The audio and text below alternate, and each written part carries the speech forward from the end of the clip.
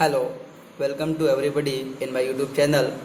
BSc second year की पिछली class में हम बात कर रहे थे फर्स्ट ट्रांजिशन सीरीज के एलिमेंट की जो केमिस्ट्री है उस पर हम चर्चा कर रहे थे।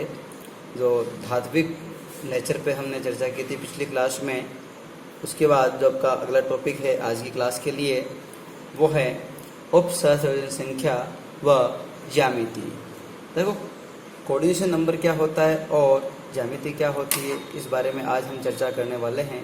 तो देखो, संक्रमण तत्वों में उपस्थित उच्च संकुलन क्षमता पाई जाती है क्योंकि इनके पास डी कक्षकों में आयुग्मित इलेक्ट्रॉन होते हैं तथा इन पर उच्च आवेश घनत्व पाया जाता है तथा उच्च आवेश घनत्व के कारण इनके आयनों का आकार छोटा होता है। संक्रमण तत्व विभिन्न लिगेंडों के साथ स्थायी संकुल बनाते हैं जिनमें उच्च ऑक्सीकरण अवस्था में सदैव सहसंयोजी संकुल तथा निम्न ऑक्सीकरण अवस्था में आयनिक संकुल का निर्माण करते हैं। इनके संकुल बनाने की प्रक्रिया तथा ज्यामिति निम्न उदाहरण की सहायता से समझी जा सकती है। देखो, यहाँ हम एग्जाम्पल लेके इसे समझने का प्रयास करते हैं। NiCl4 2-, यहाँ पर ये आपका कॉम्प्लेक्स है टेट्राक्लोरोनिकल 2-। इसमें निकिल 2+ ऑक्सीकरण अवस्था में होता है तथा sp3 संकरण प्रदर्शित करता है। अतः sp3 संकरण के कारण जो इसकी ज्यामिति है वो चतुष्फलकीय ज्यामिति का निर्माण करता है या चतुष्फलकीय टेट्राहेड्रल ज्यामिति इसकी होती है। अब देखो, हम बात कर लेते हैं। वैसे इन सब छोटी छोटी बातों पे हम चर्चा बीएससी फर्स्ट ईयर में कर चुके हैं और 11th-12th में भी हम डिस्कस कर चुके हैं। बहुत छोटी बेसिकली चीज़ें हैं।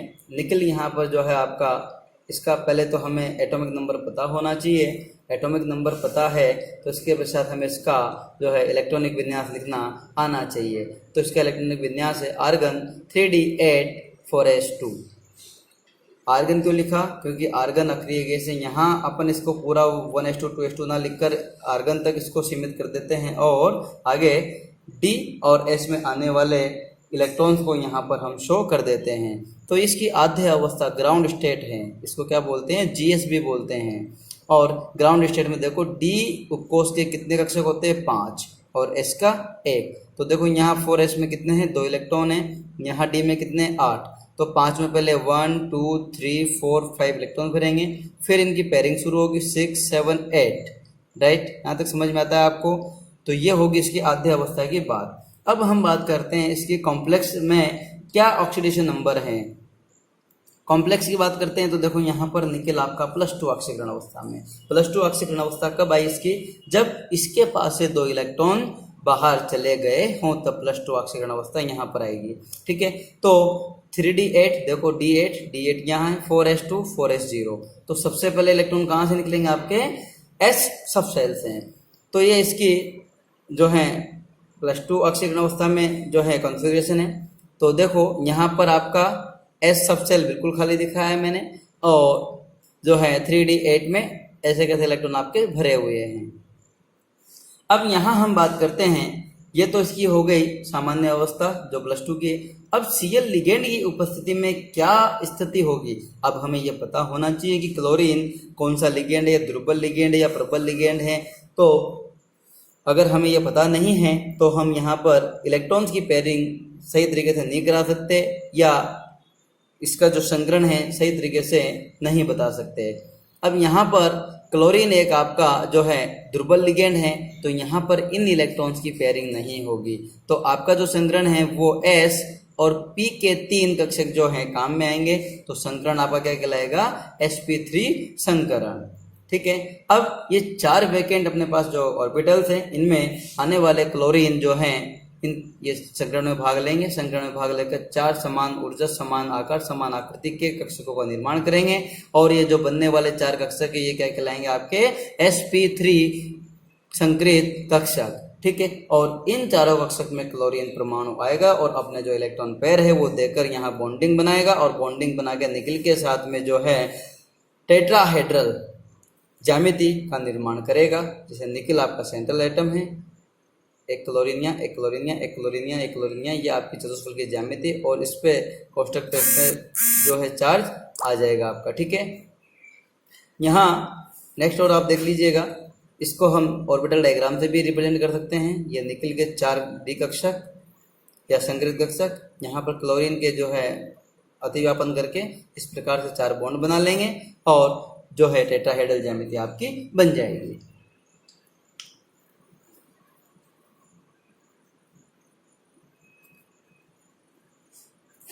यहाँ निकिल Cl2- संकुल में 2 अयुग्मित इलेक्ट्रॉन उपस्थित हैं, जिस कारण यह अनुचुंबकीय व्यवहार दर्शाता है। देखो हमने कहा कि यहाँ पर 2 अयुग्मित इलेक्ट्रॉन उपस्थित है। कहाँ है अयुग्मित इलेक्ट्रॉन? यहाँ आप देख सकते हैं। इसी कारण से यह अनुचुंबकीय व्यवहार दर्शाता है। लेकिन अगर यहाँ पर इसकी पेयरिंग हो जाए तो ये प्रतिचुंबकीय व्यवहार दर्शाने लगेगा। इससे आगे वाले एग्जाम्पल में हम इस पर चर्चा करेंगे। बहुत ही अच्छा क्वेश्चन यहाँ से बनता है, हमेशा पूछा जाने वाला क्वेश्चन है, कंपटीशन एग्जाम में भी पूछा जाता है। देखो NiCN4 निकिल टेट्रासाइनो, इसमें साइनाइड क्या है आपका? एक प्रबल लिगेंड है। ये आपको ज्ञात होना चाहिए कि लिगेंड कौन सा है और उसकी उपस्थिति का क्या प्रभाव पड़ता है। तो हम जानते हैं प्रबल लिगेंड की उपस्थिति में इलेक्ट्रॉन्स की पेयरिंग हो जाती है। तो देखो निकिल की आद्य अवस्था में जो विन्यास है 3D8 4s2, तो यहाँ पर ये जो इलेक्ट्रॉन है निकिल +2 उत्तेजित अवस्था में, या यहाँ हम लिख सकते हैं साइनाइड लिगेंड की उपस्थिति में, ये एक इलेक्ट्रॉन जो है यहाँ से यहाँ आ जाएगा और एक d ऑर्बिटल जो है अपने लिगेंड के लिए खाली हो जाएगा, लिगेंड के इलेक्ट्रॉन देने के लिए खाली हो जाएगा। अब यहाँ पर हम बात करते हैं 4 कक्षक हैं, तो एक तो डी सबसेल का कक्षक काम आएगा, एक एस काम आएगा और 2 पी के काम आएंगे। तो संकरण में भाग कौन कौन ले रहा है? एक तो डी, एक एस और 2 पी। तो संकरण कौन सा हो गया आपका यहाँ पर? DsP2। कौन सा संकरण हो गया आपका? DsP2। देखो आगे हम बात करते हैं इसमें साइनाइड लिगेंड की उपस्थिति में एक आपका ये ऑर्बिटल काम में आ रहा है, क्योंकि पेयरिंग हो चुकी है एक इलेक्ट्रॉन के आपके जो 3D8 थे, एक s ऑर्बिटल खाली और 2 p के हैं। तो संकरण में भाग कौन कौन ले रहे हैं? एक d, एक s, 2 p, तो DsP2 संकरण में भाग लेंगे। और बनने वाले जो 4 नए कक्षक के वैकेंट, ये हैं 4 संकृत DsP2 या DsP2 संकृत कक्षक। और इन चारों संकृत कक्षकों में साइनाइड अपना इलेक्ट्रॉन पेयर डोनेट करके बॉन्डिंग बनाएगा, जिसको हम उपसंयोजक बंध कहेंगे, और आपका कॉम्प्लेक्स का निर्माण होगा NiCN4 2- का। तो आप ठीक इसे भी जैसे हमने NiCl4 का दिखा है वैसे भी उसको आप चतुष्फलक की ज्यामिति दिखा सकते हो और समझा सकते हो। इसके बाद हम अगला एग्जाम्पल लेते हैं, वो है, ये भी बहुत अच्छा क्वेश्चन है। यहाँ भी हम FeH2O6 और FeCN6 दो तरह के लिगेंड हम साथ में लेंगे। आयरन आपका सेंट्रल एटम रहेगा और लिगेंड चेंज होंगे। अब हमें लिगेंड की नेचर पता होनी चाहिए कि लिगेंड किस प्रकृति का है, और उसी की प्रकृति के आधार पर आपका जो कंपाउंड है या कॉम्प्लेक्स है उसकी नेचर डिपेंड करती है कि वो अनुचुंबकीय होगा, प्रतिचुंबकीय होगा, क्या उसकी नेचर होगी, कौन सी उसकी ज्यामिति होगी, सारी चीजें उसके बाह्य वातावरण पर निर्भर करती है। देखो FeH2O6 3+ आयन का इलेक्ट्रॉनिक विन्यास हम जानते हैं कि यहाँ सबसे पहले हमें जानना है कि आयरन की जो है ऑक्सीडेशन नंबर क्या होगा। तो हम जानते हैं H2O न्यूट्रल लिगेंड है, तो जितना एंटाइटी पर, जितना इस सेल पर चार्ज है वही उसका ऑक्सीडेशन नंबर हो जाएगा। तो X बराबर +3 हो गया।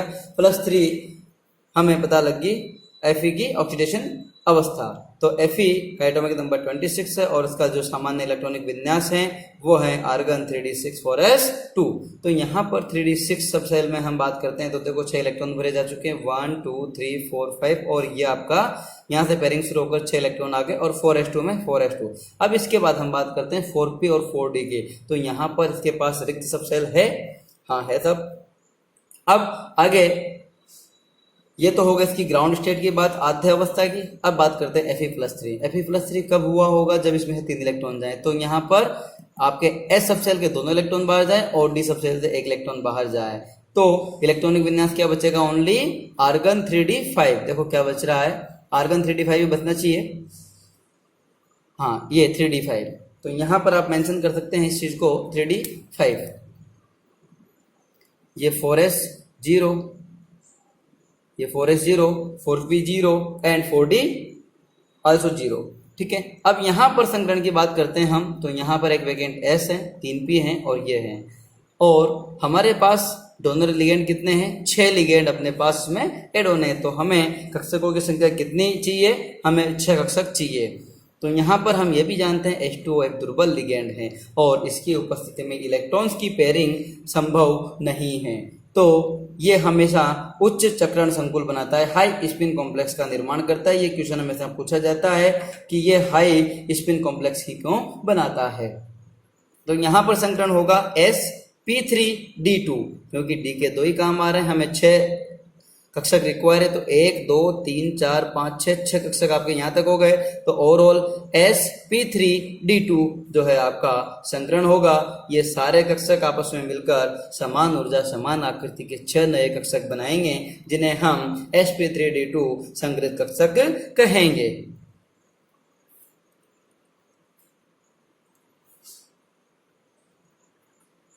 यहाँ पर देखो नेक्स्ट, तो Fe2O6+3 आयन का इलेक्ट्रॉनिक विन्यास sp3d2 है। यहाँ पर D में जो है आपके 5 इलेक्ट्रॉन हैं,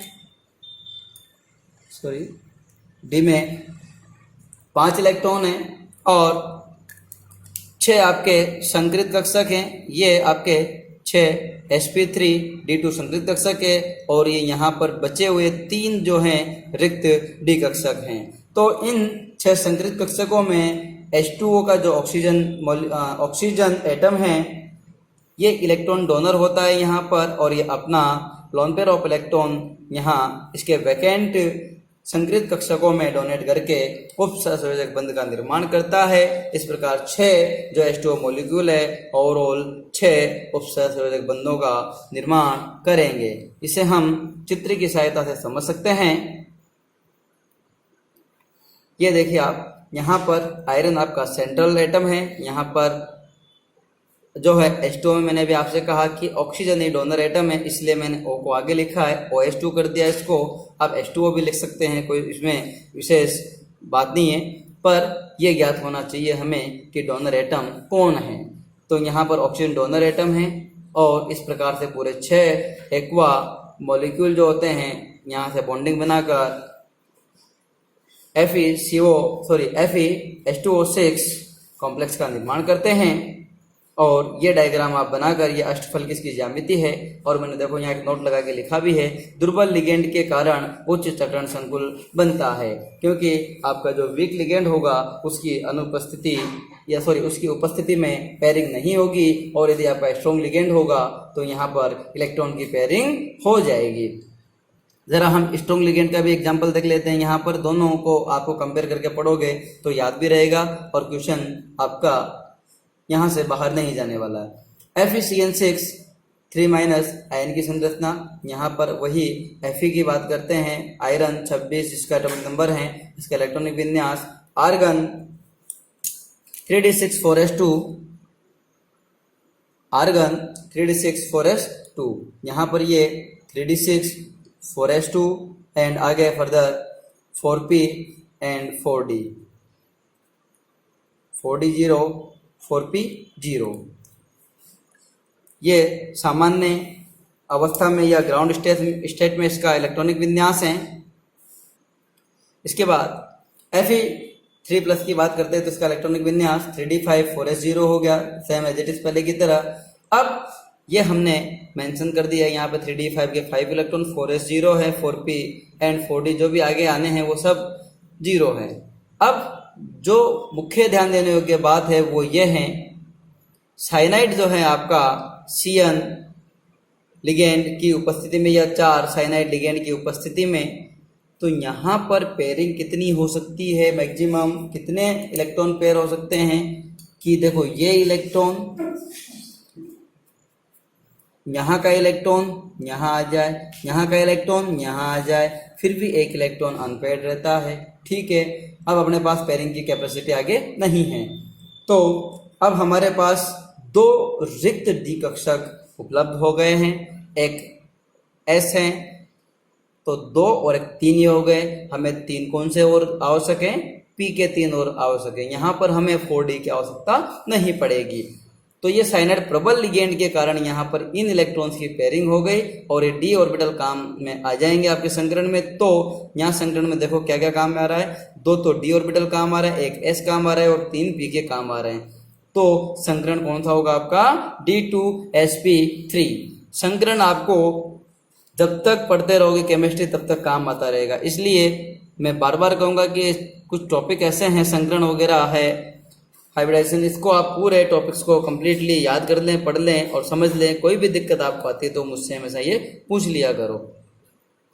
देखो अब आगे हम बात करते हैं FeCN6+3 संकुल का इलेक्ट्रॉनिक विन्यास। तो देखो यहाँ पर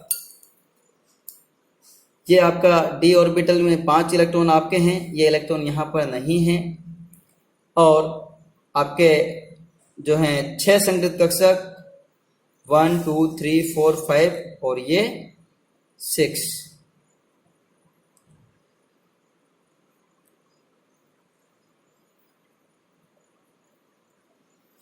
ये भी अपना इलेक्ट्रॉन, ये पूरे 6 साइनाइड जो हैं आपके अपने लोन पेयर ऑफ इलेक्ट्रॉन का डोनेशन करके इसके संगृत कक्षकों में और 6 उपसहसंयोजक बंधों का निर्माण करेंगे और उन बंधों की सहायता से FeCN6+3 संकुल का निर्माण होगा, जिसकी ज्यामिति अष्टफलकीय ज्यामिति होगी।